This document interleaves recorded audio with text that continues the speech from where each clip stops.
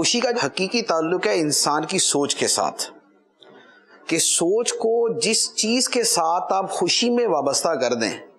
اسی شے کے اندر خوشی ملنا شروع ہو جاتی ہے۔ اب اگر ایک آدمی نے اپنے ذہن میں اپنی خوشی کو کاروں کے ساتھ، بنگلوں کے ساتھ، سیر و سیاحت کے ساتھ جوڑ دیا، اب یہ چیزیں اس کو ملیں گی تو اس کو خوشی ملے گی، ورنہ اس کو خوشی نہیں ملے گی۔ ایک کار ہوتی ہے، لینڈ کروزر ہے، پراڈو ہے، یا اس سے جو ہے نا وہ اوپر کی ہے، لیکسس ہے، ایک آدمی کو اس کی طلب ہے اور تڑپ ہے اور تمنا ہے تو اس کی خوشی اس کے ساتھ جڑ جائے گی۔ لیکن اگر مجھے نہیں ہے اس کی تو میرے سامنے 100 گاڑیاں گزر جائیں، پرواہ نہیں، مجھے کوئی مسئلہ نہیں۔ حالانکہ اگر خوشی اس کے اندر ہے تو مجھے بھی پھر اس کے ساتھ ہی خوشی ملنی چاہیے، لیکن چونکہ اس نے اپنا ذہن اس کے ساتھ جوڑ لیا ہے لہذا اس کی خوشی اس پہ منحصر ہو گئی۔ کیا گہری بات۔ اور میں نے اپنی خوشی اس کے ساتھ نہیں جوڑی تو میری خوشی اس پہ منحصر نہیں ہوئی۔ تو خوشی کا تعلق جو ہے اگر اس چیز سے جوڑ لیں کہ جو حاصل ہے تو پھر تو بندہ خوش رہتا ہے، اور اگر غیر حاصل کے ساتھ جوڑ لے تو پھر بندہ ناخوش رہتا ہے۔ کسی نے کہا ہے کہ یا تو پسند کو حاصل کر لو، یا پسند کو حاصل کر لو،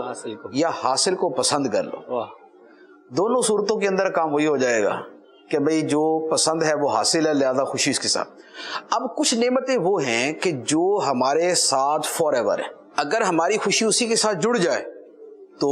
خوشی خوش ہے۔ جیسے میں نے ایک شخص کا واقعہ پڑھا، اسے دنیا کا ایک ایوارڈ ملا جو اس شعبے کا دنیا کا سب سے بڑا ایوارڈ تھا۔ تو اس کا انٹرویو لینے کے لیے چینلز یہ وہ آئے، اس کا انٹرویو چل رہا تھا، اس سے پوچھا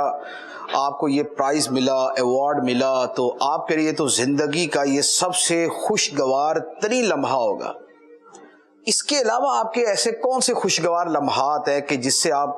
اتنا خوش ہوئے ہوں یا بہت خوش ہوتے ہوں؟ اس نے کہا دیکھیں بات یہ ہے، پہلی بات تو میں آپ کو یہ عرض کروں گا، یہ ایوارڈ مجھے ملا، یہ میری زندگی کا سب سے خوشگوار ترین لمحہ نہیں تھا، یہ سب سے خوشگوار ترین نہیں تھا، اور اس سے زیادہ میرے خوشگوار لمحے آتے ہی رہتے ہیں۔ اس نے کہا یہ تو زندگی میں ایک مرتبہ ملتا ہے اور آپ یہ کہہ رہے ہیں کہ آپ کو اس سے بڑے لمحات ملتے ہی رہتے ہیں، وہ کیا؟ اس نے کہا جب میں روزانہ صبح بیدار ہوتا ہوں اور میں اٹھ کے سانس لیتا ہوں اور میں اپنے وجود کو دیکھتا ہوں تو مجھے جو نئے دن کا اور اپنی زندگی کا اور اپنی چلتی سانسوں کا احساس ہوتا ہے، مجھے اس سے اتنی خوشی ملتی ہے کہ جتنی خوشی مجھے اس پرائز کے اندر نہیں ملی۔ تو اب خوشی اگر اس کے ساتھ جڑی ہوئی ہو، ہمارے ایک دوست ہیں، ان اتنی غربت کے حالات تو اس سے لیکن خوش بہت، اس سے پوچھا یار آپ اتنے خوش کیوں ہیں؟ اس نے کہا آج اتنے خوش، ایک دن بہت خوش تھے تو میں نے پوچھا آپ اتنے خوش کیوں ہیں آج؟ اس نے کہا مفتی صاحب میں نے ایک لاؤڈ اسپیکر خریدا ہے، اس میں فنکشن بہت ہیں، تو میں اس کا کبھی کوئی فنکشن آن کر دیتا ہوں، کبھی کوئی فنکشن آن کر دیتا ہوں، کبھی کوئی فنکشن آن کر دیتا ہوں، تو میں بڑا خوش ہوتا ہوں۔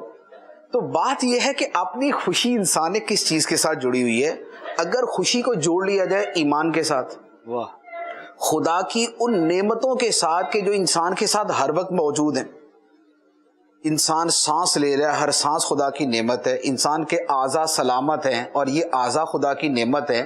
اس کی زندگی ایک اچھے انداز میں گزر رہی ہے، وہ کسی بہت بڑی آفت اور مصیبت میں نہیں ہے، اور عمومی طور پہ لوگ نہیں ہوتے، کسی کے آگے ہاتھ نہیں پھیلا رہا، کسی کے آگے وہ ہاتھ نہیں پھیلا رہا، تو یہ قناعت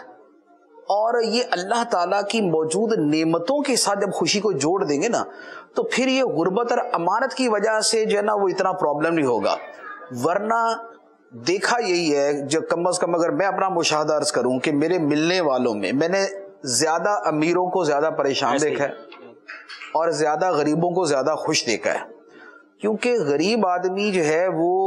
آدھا کلو جو ہے نا وہ چکن بھی خریدتا ہے اس پہ خوش ہو جاتا ہے، اور امیر آدمی 50 لاکھ کا بیل بھی خریدتا نا اس کو وہ خوشی نہیں ملتی۔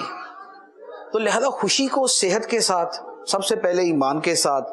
پھر خدا کی نعمتوں میں نعمت عافیت کے ساتھ، نعمت صحت کے ساتھ، نعمت حیات کے ساتھ، نعمت سلامتی اعضاء کے ساتھ، نعمت خاندان کے ساتھ، نعمت اولاد کے ساتھ، یہ جو ساری نعمتیں حاصل ہیں اس کے ساتھ جوڑ دیں۔ اور پھر اس کے بعد آگے جو آخرت کا کانسیپٹ ہے کہ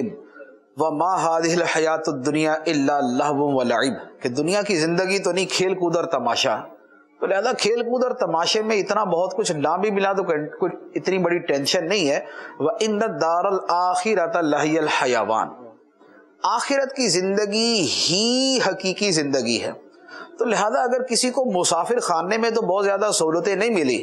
لیکن یہ پتا ہے کہ منزل پہ جا کے بڑی سہولتیں ہیں اور بہترین رہائش ہے. یہاں پر راستے میں چلے ہم نے وہ اکانومی میں سفر کیا لیکن آگے سوئٹزرلینڈ ہی جانا ہے،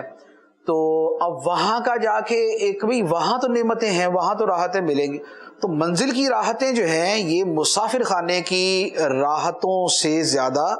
جو ہے وہ دائمی بھی ہوتی ہیں، خوشی کا باعث بھی ہوتی ہیں. تھوڑا سا آخرت والا کانسیپٹ ہو نا تو اس سے یہ پھر غربت امارت والا اتنا احساس باقی نہیں رہتا.